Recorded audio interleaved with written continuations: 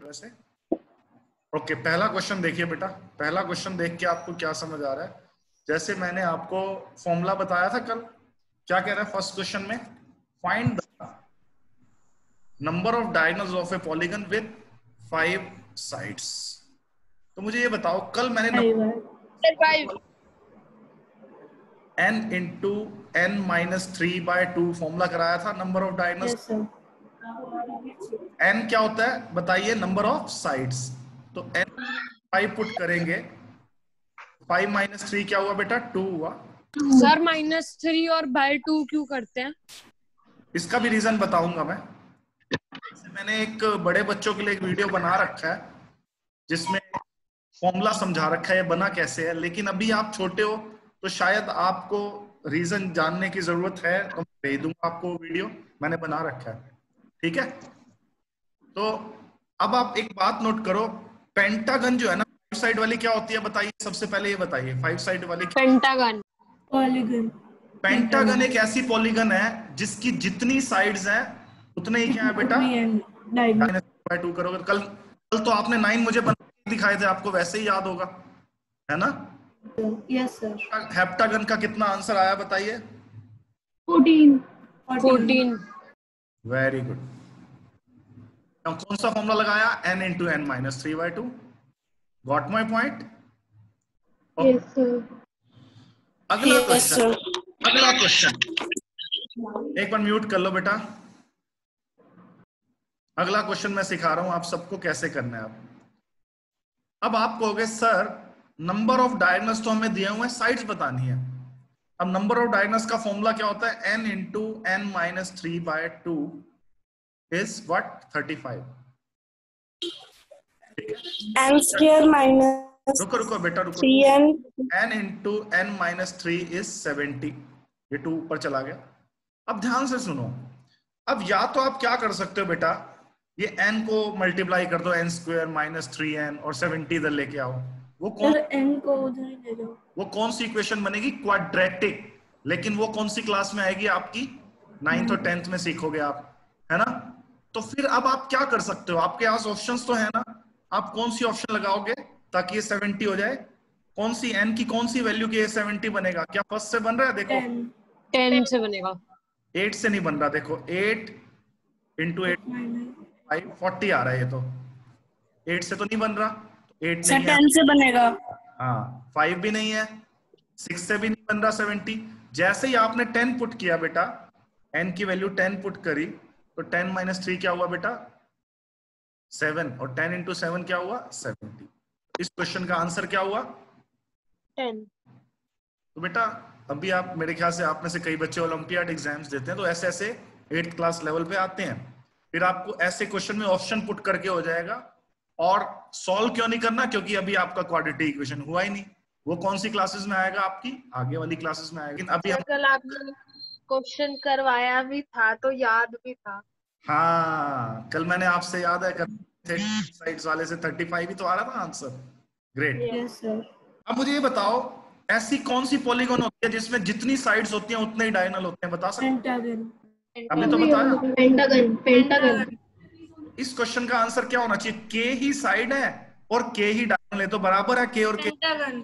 Answer should be pentagon. Pentagon. Pentagon is the only polygon in this world which have sides equal to number of diagonals. Got my point? मैंने prove भी किया। अच्छा, which polygon has 0 diagonal? कोई भी बता दे। Parallelogram. हाँ, parallelogram. Answer should be triangle. Triangle जो होती है आपकी, देखो मैं बना के दिखाता हूँ। अब मुझे बताओ सभी बच्चे, पी क्यू आर एक कैसी पॉलीगन है? ट्रायंगल। थ्री साइडेड तो है, और 3 साइडेड पॉलीगन को हम क्या बोलते हैं बेटा? ट्रायंगल। अच्छा, मैंने डायगोनल का क्या लॉजिक बताया था? बताओ कल डायगोनल का क्या लॉजिक बताया था? जैसे P से मुझे डायगोनल लगाना है। हाँ, P से मुझे डायगोनल लगाना है, तो P के एडजेसेंट वर्टिसेस कौन से हैं? R और Q। और नॉन एडजेसेंट वर्टिसेस कौन से हैं बताओ? ट्रायंगल में कोई नॉन एडजेसेंट वर्टिसेस होता ही है, सारे ही एक दूसरे के आसपास होते हैं। इसका मतलब ट्रायंगल क्या है बेटा, एक ऐसी पॉलीगन है जिसमें डायगोनल हो ही नहीं सकता, क्योंकि नॉन एडजेसेंट वर्टिसेस ही नहीं होते। बताओ सक्षम, समझ आई बात? यस सर, आ गई। हाँ, ये बताओ ट्रायंगल में क्यों नहीं होता, अगर आपसे कोई पूछे। क्योंकि उसके वो नहीं होती, नॉन साइड फिगर नहीं होती। नॉन साइड नहीं, नॉन एडजेसेंट वर्टिसेस नहीं होते। लिख लो ये बात अपनी कॉपी में, triangle do not have non adjacent vertices. और कल मैंने डायगोनल का क्या लॉजिक बताया था कि डायगोनल होने के लिए नॉन एडजेसेंट वर्टिस से कनेक्ट करोगे लाइन, वो डायगोनल होती है। बाकी तो मैंने कल आपको बताया था, ठीक है बेटा। तो आज मैं कहूँ तो वो वीडियो आपको भेज दूंगा जिसमें डायगोनल का मैंने लॉजिक प्रॉपर और भी डिटेल में बता रखा है, जो बड़े बच्चों के हिसाब से। लेकिन आपको क्या फॉर्मूला याद होना चाहिए डायगोनल्स का, बताओ क्या होता है डायगोनल का फॉर्मूला? बताओ बताओ सभी, सक्षम, नंबर ऑफ डायगोनल्स का क्या फॉर्मूला होता है? Sir n into n minus 3 divided by 3/2। अच्छा बात सुनो, एक और लॉजिक बताता हूं। अगर आपको ये लॉजिक वैसे तो सबको समझ आ गया कि ट्रायंगल में नॉन एडजेसेंट वर्टिस, आप ट्रायंगल में कितनी साइड्स होती हैं बोलो? 3। आप n की जगह 3 पुट करो बेटा, करो।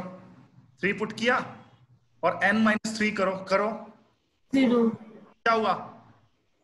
0/2। तो कितने आ रहे हैं diagonals? 0/2 is equals to 0। 0/2 is equal to 0। इसका मतलब ट्रायंगल में कोई भी डायगोनल नहीं होता। मैंने आपको लॉजिकली भी प्रूव करके दिखा दिया, और कैसे प्रूव करके दिखा दिया, से भी प्रूव करके दिखा दिया। हाँ जी मानसी, समझ आया? आपने किस लॉजिक पे कहा कि ट्रायंगल में डायगोनल 0 होते हैं, या आप पता था? सर फिगर बना के रखा था। गुड। दीप, आपको समझ आई अब बात? आगे बढ़े। यस।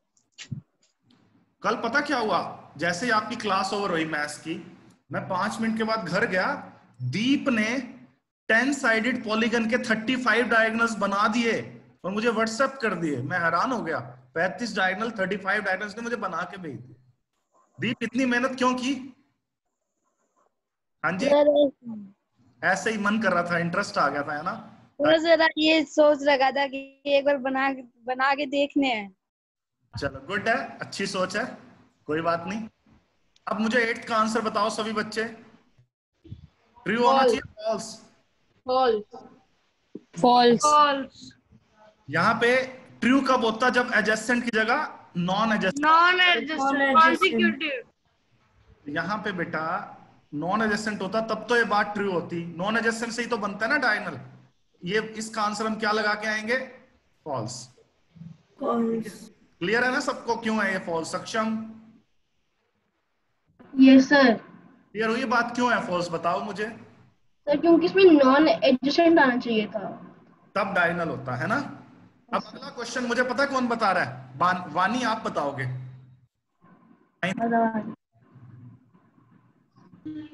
ट्रू होना चाहिए, फॉल्स होना चाहिए, बताओ। सर एक मिनट।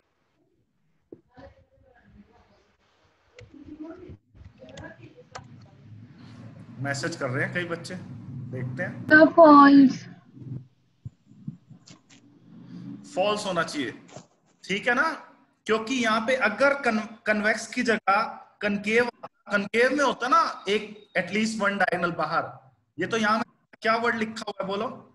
कन्वेक्स। कन्वेक्स सारे डायगोनल ही क्या होते हैं बेटा? अंदर होते हैं, याद आया?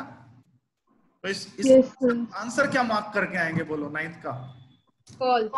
फॉल्स, है ना। अब मुझे 10th बताओ। Sir false. False. True. 10th का बताओ। सर ट्रू है। Sir true. 10th ट्रू या फॉल्स? ट्रू। देखता हूं मैं। Sir true. कल बताया था, ये मैंने कल बनाई भी थी आपके सामने। This is a concave. इसके डायगोनल अंदर से पास हो रहे हैं सर। अगर इसकी देखो ये एंगल देखो आप, वो 180 से ज्यादा लग रहे हैं आपको? एक एंगल भी 180 से सर ज्यादा। और डायगोनल से भी बाहर जाएंगे। मैंने 3 मेथड से सर अगर इसकी साइड्स प्रोड्यूस कर दे तो वो अंदर से पास होंगे। वो अंदर से जाएंगी। शाबाश, कल बताया था ये भी। अगर आप इसकी साइड्स को प्रोड्यूस कर दो, एक भी साइड अगर अंदर से चली जाती है, कहीं भी साइड्स को आगे पीछे प्रोड्यूस करो, अगर एक भी साइड अंदर से चली जाती है तो वो कैसी पॉलीगन होती है बेटा? कनकेव। तो कनकेव पता करने के मैंने कितने तरीके बताए थे, बोलो? 3। कौन कौन से बताओ? हाँ जी सर साइड्स वाला, साइड्स प्रोड्यूस करने वाला, साइड्स प्रोड्यूस करने से अंदर से पास करेगी, है ना? और दूसरा ग्रेटर होंगे। हाँ, कितने एंगल 180 से ज्यादा होंगे? कम से कम अगर एक भी एटलीस्ट वन। 2 हो जाए तब भी ठीक है, 3 हो जाए तब भी ठीक है, कम से कम एक भी हो जाए 180 से ज्यादा। तीसरा तरीका कौन सा बताया था? कम से कम एक डायगोनल या फिर उसका कुछ पोर्शन भी बाहर से जाएगा। हाँ, जैसे मैंने कुछ नाम रखे थे, एक पॉइंट ये है, एक पॉइंट ये है, चलो मैं नाम नहीं रखता विषय। अब डायगोनल लगाते हैं। अब डायगोनल वाला फंडा क्लियर है? मुझे ये बताओ, P Q R S T sir P और R बाहर से जाएगा। W X Y Z, ऐसे कुछ भी नाम रख दिया मैंने, कुछ भी। मुझे ये बताओ, P और R एडजेसेंट वर्टिसेस है या नॉन एडजेसेंट वर्टिसेस है? P और R बताओ, एडजेसेंट है या नॉन एडजेसेंट है? Non adjacent. बिल्कुल नॉन एडजेसेंट। तो मतलब अगर मैं PR को ज्वाइन कर रहा हूं तो क्या ये डायगोनल है? यस यस, बट वो बाहर से जा रहा है इसलिए वो कनकेव है। हाँ, वेरी गुड यार, बहुत बढ़िया। समझ आया क्या बोला? डायगोनल बाहर चला गया। मैं तो कह रहा हूं थोड़ा सा भी बाहर चला जाए तब भी वो कनकेव है। चलो मुझे ये बताओ प्यारे बच्चों, अगर मैं P से X को ज्वाइन कर दूं तो तब भी बाहर जाएगा, Z के पॉइंट से बाहर। अच्छा मुझे ये बताओ, P और X एडजेसेंट है या नॉन एडजेसेंट है? Non adjacent. तो क्या ये डायगोनल है या नहीं है? सर डायगोनल तो है पर वो बाहर से जा रहा है इसलिए कनकेव। कुछ पोर्शन बाहर से जा रहा है तो ये कनकेव। बहुत बढ़िया, आपने बहुत अच्छे से समझा कल और आप आंसर दे पा रहे हो। अगर किसी को हल्का सा भी डाउट है किसी भी बात में, वेरी गुड, बहुत बढ़िया। आप इतने छोटे बच्चे और इतनी अच्छी अच्छी चीजें सीख गए हो, मुझे बहुत खुशी हो रही है। Very good. एक बार नंबर ऑफ डायगोनल्स निकालने का फॉर्मूला बता दो। बेटा कल बताया था ना नंबर ऑफ डायगोनल्स। बताओ आप, बाकी बच्चे बताओ। n into n minus 3/2, this is number of diagonals. आ गया बेटा समझ? सर वो तो कल लेट क्लास ज्वाइन हुई थी, ये वाला तो सर किया हुआ था, माइंड में नहीं था। कोई बात नहीं, कोई बात नहीं। कभी भी पूछते हुए शर्माना नहीं है, कुछ भी पूछो। क्यों नहीं शर्माना? क्योंकि अगर हम लाइफ में अब शर्माएंगे तो हमेशा शर्माएंगे, फिर हम सीख नहीं पाएंगे।